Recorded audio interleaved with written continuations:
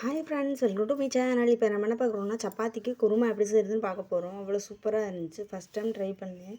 ரொம்பவே டேஸ்ட்டாக வந்துருந்துச்சு. நீங்களும் ட்ரை பண்ணுங்கள். இப்போ அடுப்பில் சட்டி வச்சு சட்டி காஞ்சோடனே எண்ணெய் ஊற்றிக்கிடுவோம். எண்ணெய் ஊற்றினோன்னு கறி மசாலா பட்டை போட்டுக்கிடுவோம். கறி மசாலா பட்டை போட்டோன்னே கருவேப்பிலை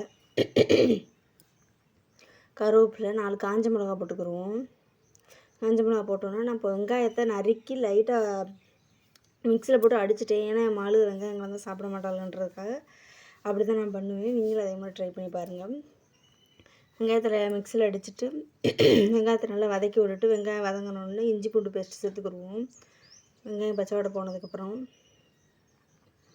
நல்லா கிளறி விட்டுட்டு நான் தக்காளியும் நம்ம மிக்சியில் நான் அரைச்சி தான் சேர்த்துருக்கேன். அதனால அரைச்சிட்டு நல்லா ஒரு க்ரீமி டெக்ஸ்சர் கொடுக்கும், அதுக்காக தான் சேர்த்துருக்கேன்.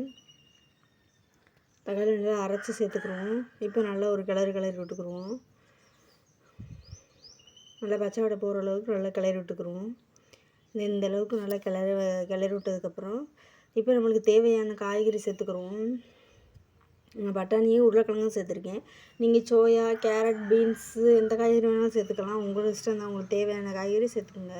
ஏன்னா இது வெஜ் குருமா தானே, அதனால் காய்கறி நல்லா சேர்த்துட்டு நல்லா ஒரு கிளறி விட்டுருவோம். இப்போ தேவையான அளவு உப்பு சேர்த்துக்கிறோம். உப்பு சேர்த்து விட்டு நல்லா ஒரு கிண்டு விட்டுக்குருவோம்.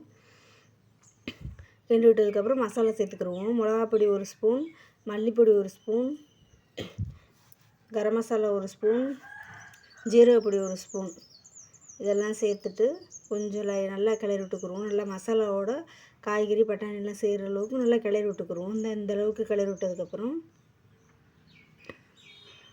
நம்ம தேவையான அளவு தண்ணி ஊற்றிக்கிடுவோம். நம்ம சப்பாத்திக்கு ஏற்ற மாதிரி கொஞ்சம் கெட்டியாக தான் வைக்க போகிறோம். அந்தளவுக்கு தேவையான அளவு தண்ணி ஊற்றிக்கிட்டு மூடி வேக வச்சுருவோம். இப்போ இந்த அளவுக்கு திறந்து பார்த்தோன்னா இந்த அளவுக்கு நல்லா கொதித்து வந்துருச்சு. கொஞ்சம் ஊற்றிக்கிற மாதிரி தான் நான் வைக்க போகிறேன். உங்களுக்கு தேவையான கெட்டியாக வச்சுக்கோங்க. நான் உப்பு காணலை, அதனால் தேவையான அளவு உப்பு சேர்த்துக்கிட்டேன். நீங்கள் உப்பு பார்த்துட்டு போட்டுக்கோங்க. அவ்வளோதான். இறக்கி சுடு சப்பாத்திக்கு ரெடி பண்ணுங்கள். சூப்பராக இருக்கும். மறக்காமல் லைக் பண்ணுங்கள், ஷேர் பண்ணுங்கள், சப்ஸ்கிரைப் பண்ணுங்கள். அடுத்த வீட்டில் பார்ப்போம். டாடா.